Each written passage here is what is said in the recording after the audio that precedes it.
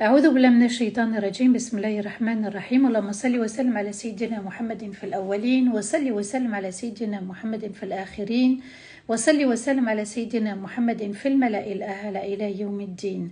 رب اشرح لي صدري ويسر لي أمري واحلل عقدة من لساني يفقه قولي.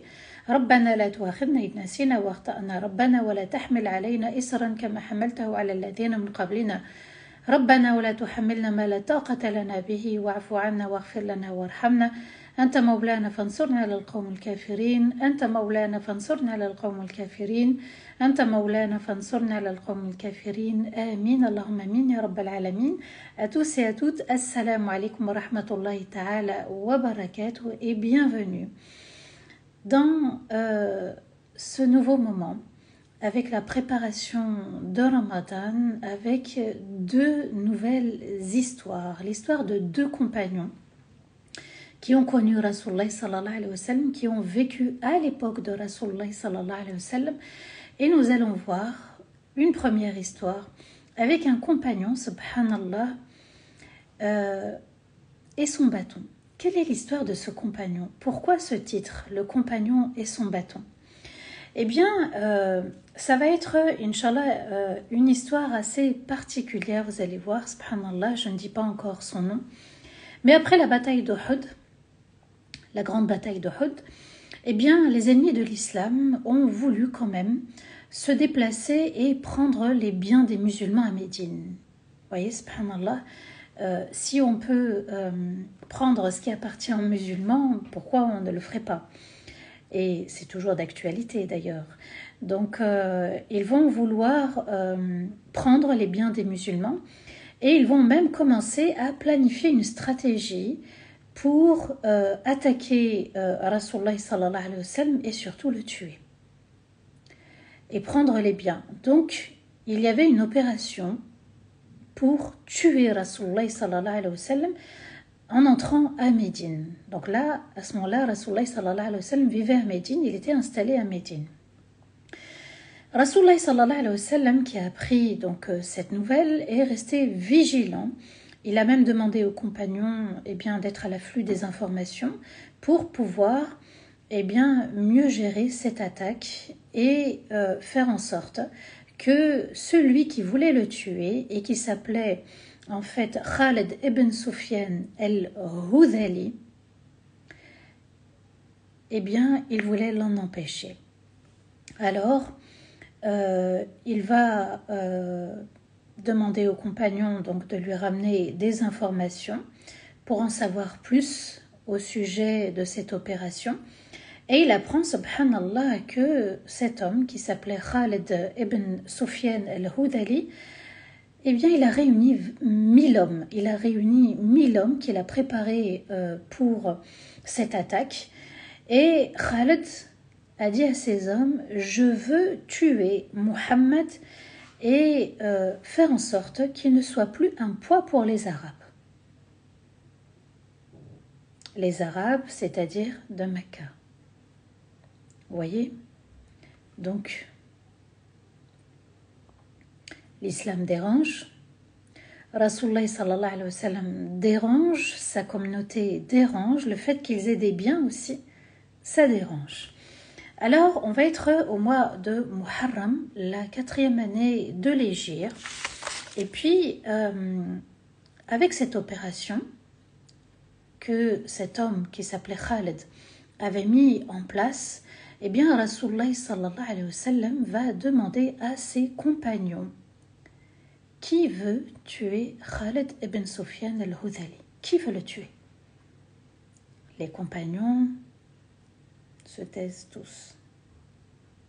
Et oui, partir tout seul en direction de Mecca, quitter Médine et faire face à Khalid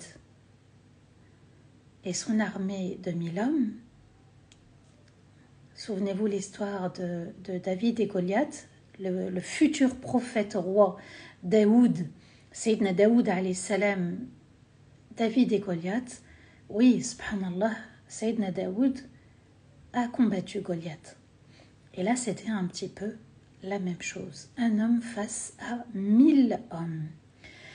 Alors Rasulullah sallallahu alayhi wa sallam, face au silence des compagnons, il réagit.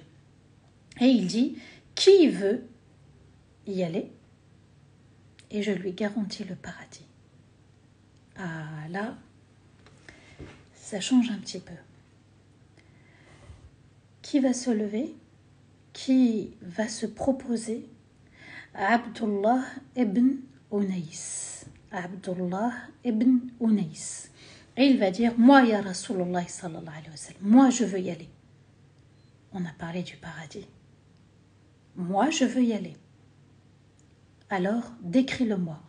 Dis-moi comment il est cet homme. Parce que à l'époque, il n'y avait pas les photos, on ne savait pas qui c'était, même en citant un nom. Et là, Rasulullah sallallahu alayhi wa sallam lui dit, eh bien, lorsque tu vas le voir, quand il va se présenter à toi, tu vas trembler. C'est un homme impressionnant. Donc quand tu vas le voir, tu verras, tu vas réagir, ça va te perturber. Le compagnon sort de chez lui avec son épée et il va marcher de Médine, jusqu'à ce qu'il arrive près de Arafat. Et lorsqu'il arrive près de Arafat, il croise cet homme qui s'appelait Khalid, le chef d'armée. Et à ce moment-là, lui aussi, il arrivait. Et quand les deux sont arrivés, c'était aussi l'heure du Asr. Et là, le compagnon Abdullah a choisi de faire la prière du Asr pour ne pas être perturbé face à cet homme et être préoccupé par la salat du Asr. Donc il va s'isoler, faire la prière et ensuite le combattre. N'oublions pas, cet homme voulait tuer Rasulullah sallallahu alayhi wa sallam et aussi, n'oublions pas qu'il y a le paradis à l'issue de cet affrontement où le compagnon Abdullah était censé tuer Khalid. Abdullah croise donc Khalid, l'un est face à l'autre. Et il est, subhanallah, comme Sayyidina Rasulullah sallallahu alayhi wa sallam lui a décrit. Mais vraiment la même chose. Il a ressenti ce que le prophète alayhi salatu wa sallam lui a dit. Lorsque Khalid croise Abdullah, il lui pose la question, tu es qui? Il lui dit, je suis un homme parmi les Arabes et j'ai appris, subhanallah, que tu te rendais ici à Médine pour tuer cet homme. Alors, bien, je suis venu, moi, à toi. En parlant de Rasulullah sallallahu alayhi wa sallam, tu voulais le tuer, bien, c'est moi qui est venu à toi. Et là, Khalid va l'amener vers ses hommes à lui, et Abdullah va passer la soirée avec le chef de l'armée, Khalid, et ils vont même échanger des vers de poésie ensemble. Et ensuite, Abdullah lui propose et lui dit, écoute, on a passé une bonne soirée. Maintenant, il faut dormir. Alors, le chef et le compagnon sont sous la même tente. Khalid s'endort et Abdullah reste éveillé. Quand il est persuadé, convaincu que Khalid ibn Sufyan est bien en train de dormir, il se lève tout doucement, il sort son épée tout doucement et il se positionne vers la tête de ce chef et il lui donne un coup d'épée, il le tue. À ce moment-là, Abdullah se prépare à partir et il va marcher pendant 10 jours. Il va avoir faim, très faim. Il va avoir soif. Il va être très fatigué. De Arafat à Médine, ça n'est pas à côté, et à pied. La journée, il dormait. La nuit, il marchait pour ne pas être vu.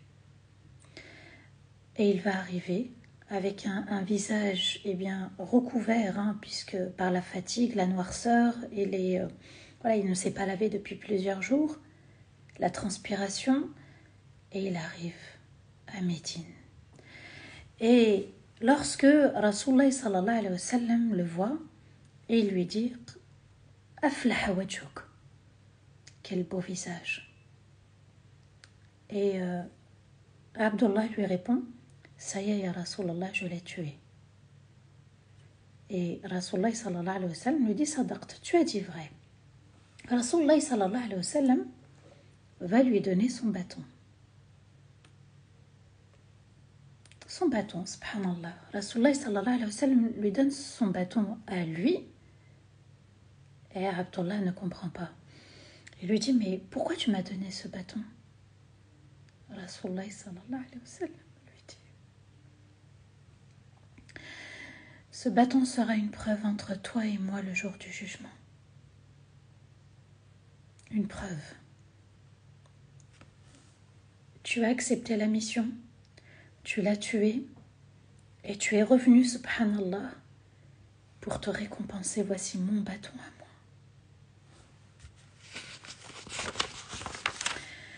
Prends ce bâton et tu t'appuieras dessus au paradis.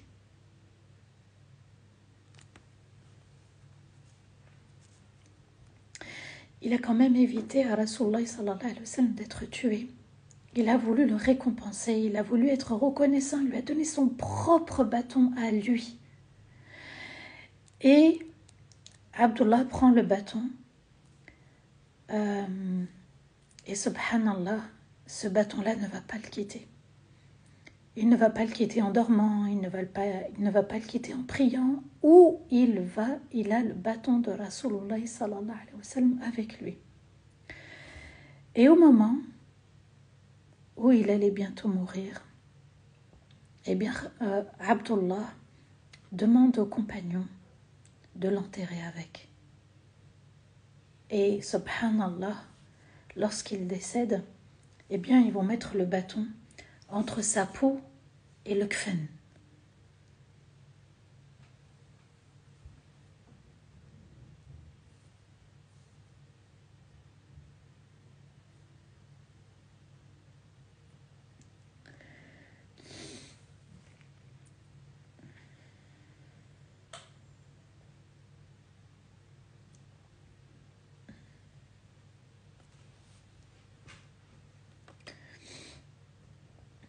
Subhanallah, c'était sa récompense à lui.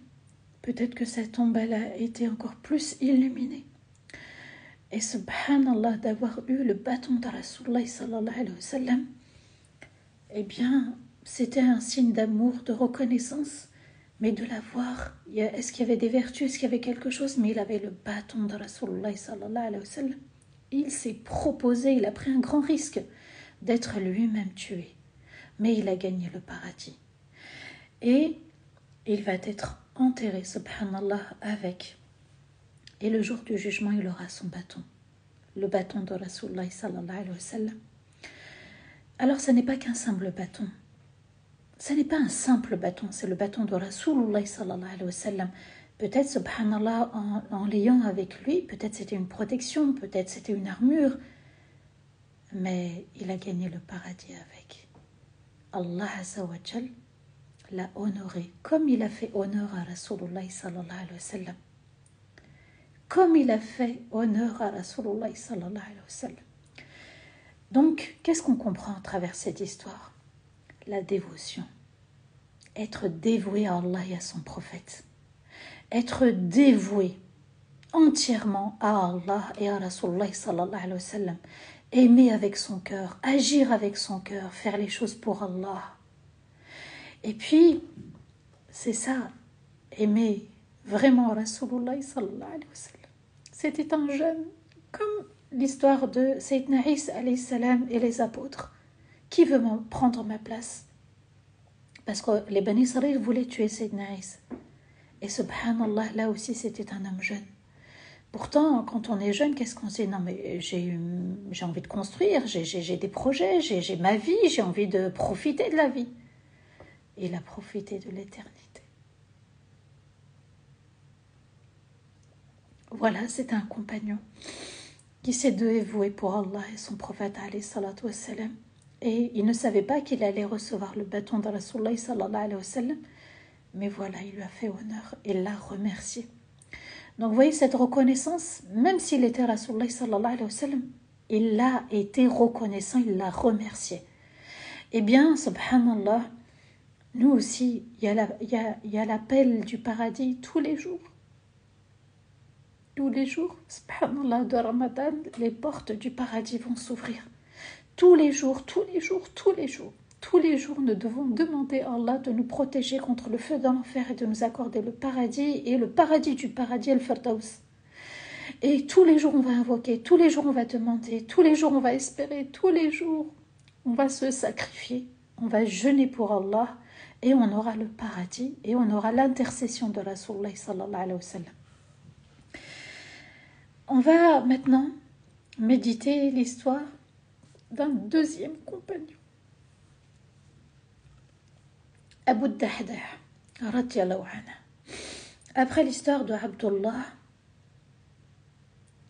radiyallahu anhu, nous allons voir, Inch'Allah, l'histoire de Abu Dahdah et sa palmeraie. Et c'est juste impressionnant. Les compagnons, vous savez, ils étaient tellement généreux parce qu'ils avaient comme modèle la Rasulullah sallallahu alayhi wa sallam, ils donnaient avec leur cœur. Abdullah agit avec son cœur. Et là, Abu Dahdah, vous allez voir, c'est juste impressionnant. Ils ont toujours préféré l'au-delà, ils ont toujours visé l'au-delà, ils ont toujours été en admiration du paradis, ils ont toujours pensé au paradis, ils ont toujours vécu avec le paradis dans leur vie. Et le compagnon Abu Dahdah, eh bien, va intervenir lorsqu'il y a eu un différend, on va dire une sorte de conflit entre un orphelin et un autre compagnon qui s'appelait Abu Lubaba. Donc, il y a un désaccord entre un orphelin et un compagnon qui s'appelait Abu Lubaba. Et Rasulullah sallallahu alayhi wa sallam va intervenir pour les départager. Pourquoi? Parce que il y avait un orphelin qui disait « Ce palmier, c'est le mien ». Et Abu Lubaba, le compagnon, radiyallahu anhu, a dit « Non, c'est le mien ». Rasulullah sallallahu alayhi wa sallam arrive et constate qu'en effet, le palmier appartient à Abu Lubaba. Rasulullah sallallahu alayhi wa sallam donc l'attribue à Abu Lubaba et l'orphelin va pleurer. Il se met à pleurer. Rasulullah sallallahu alayhi wa sallam voit les larmes de cet orphelin et il dit à Abu Lubaba, est-ce que tu veux lui donner le palmier? Abu Lubaba refuse. Il est dans son droit, c'est le sien. Parce que Rasulullah sallallahu alayhi wa sallam a reconnu que c'était vraiment celui de Abu Lubaba. Et Abu Dahdah, un compagnon, qui a entendu parler de cette histoire, va réagir. Et il intervient et il prend, subhanallah, toute sa palmeraie et il va s'adresser à Abu Lubaba et lui dit « Prends toute ma palmeraie. Prends toute ma palmeraie, Abu Lubaba. Prends toute ma palmeraie et donne-moi juste ce palmier. » La palmeraie de Abu Dahdah, c'était une palmeraie avec 600 palmiers quand même.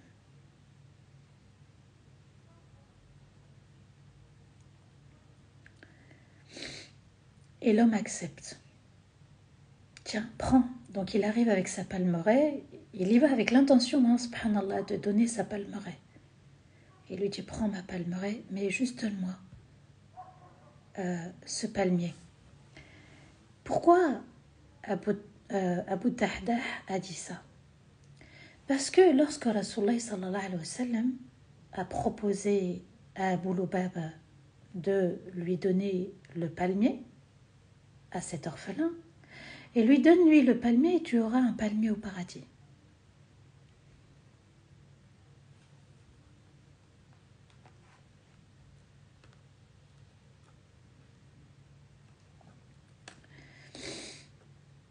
Il s'adresse à Abu Lubaba, tiens, prends ma palmeraie, toute ma palmeraie, avec 600 palmiers. Mais ce palmier, donne-le à cet orphelin. L'homme donc accepte la proposition de Abu Dahdah et Abu Dahdah va aller voir Rasulullah sallallahu alayhi wa sallam et il lui dit: Ya Rasulallah, si je donne à cet orphelin ce palmier, est-ce que j'aurai le même au paradis?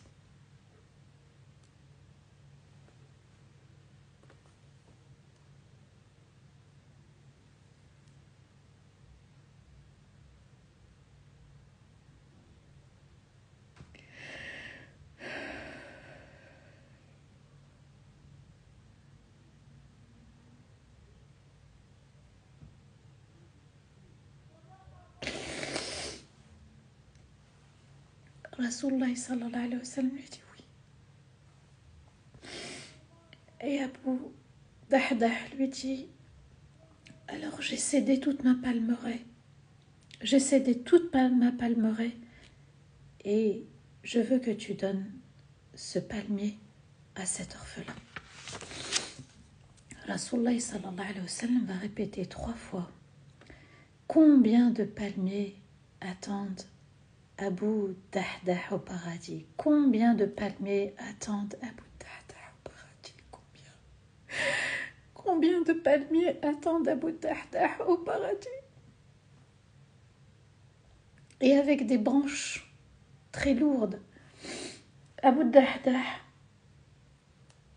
réagit en disant: est-ce que Allah attend de nous qu'on lui prête, qu'on lui fasse un prêt? Rasulullah sallallahu alayhi wa sallam lui dit: oui, Abu Dahdah, oui, Allah aime qu'on lui prête, Allah veut qu'on lui prête. Abu Dahdah dit à Rasulullah sallallahu alayhi wa sallam: donne-moi ta main. Alors j'ai prêté à Allah ma palmeraie contre ce palmier. Abu Dahdah va se rendre à la palmeraie, subhanallah, et il va retrouver son épouse dans la palmeraie et il lui dit: j'ai prêté ma palmeraie à mon Seigneur et je l'ai vendue contre un palmier au paradis. Et là, subhanallah, son épouse réagit en disant: ta vente sera fructueuse. Ta vente sera fructueuse. Et subhanallah, comment ce compagnon a aimé le paradis et il a laissé ses 600 palmiers pour un seul palmier, pour faire plaisir à un orphelin.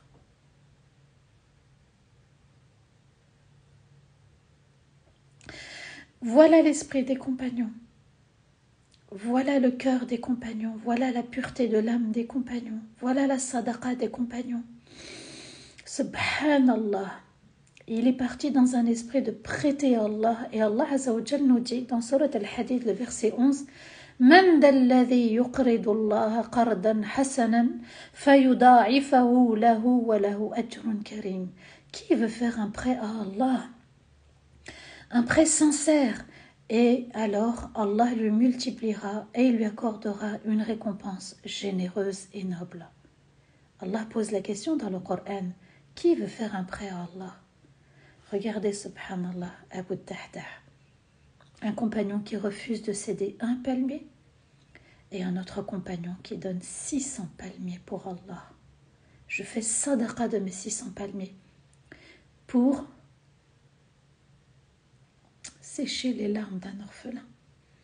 Et là, Rasulullah sallallahu alayhi wa sallam va lui annoncer des palmiers, des palmiers, des palmiers au paradis. Cette vie va se terminer bientôt. Qu'est-ce qu'on va prendre avec nous?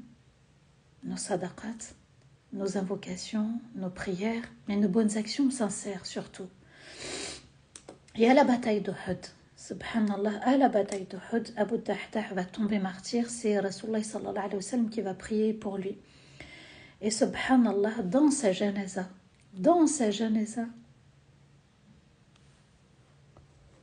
les compagnons se sont souvenus de cette transaction qu'il avait faite, de ce prêt qu'il a fait à Allah, l'homme au palmier. Celui qui a donné ses palmiers pour Allah, qui a fait sadaqa de ses palmiers pour soulager cet orphelin qui réclamait ce palmier et qui pensait qu'il était à lui. Qu'est-ce que Abu Dahdah a perdu? Il n'a rien perdu, il a tout gagné, il a tout compris. Et il s'est encore, lui aussi, dévoué à Allah. Donc vous voyez, subhanallah, imaginons 600 palmiers, c'est l'équivalent peut-être de 100 000 euros. Allahu a'lam combien. Il a offert pour soulager le cœur et sécher les larmes de cet orphelin. Et il a fait un prêt pour Allah. Qu'Allah nous permette de rencontrer un jour Abu Dahdah et aussi l'autre compagnon, Abdullah ibn Unais radiallahu anhuma, mais il nous donne une leçon de sagesse. Allah Azza wa Jal number one, ensuite les bonnes actions, ensuite les autres. Ils ont mis le paradis dans leur cœur, ils vivaient avec le paradis et ils voulaient revenir auprès d'Allah en étant satisfaits d'eux. Qu'Allah nous permette d'être le plus sincère pendant Ramadan, qu'Allah nous permette d'être le plus généreux, la plus généreuse pendant Ramadan, qu'Allah nous accorde le paradis et le paradis du paradis, le firdaus al-a'la, amin ya rabbil alamin. بارك الله فيكم واستغفر الله لي ولكم سبحان ربك رب العزة عما يصفون وسلام على المرسلين الحمد لله رب العالمين.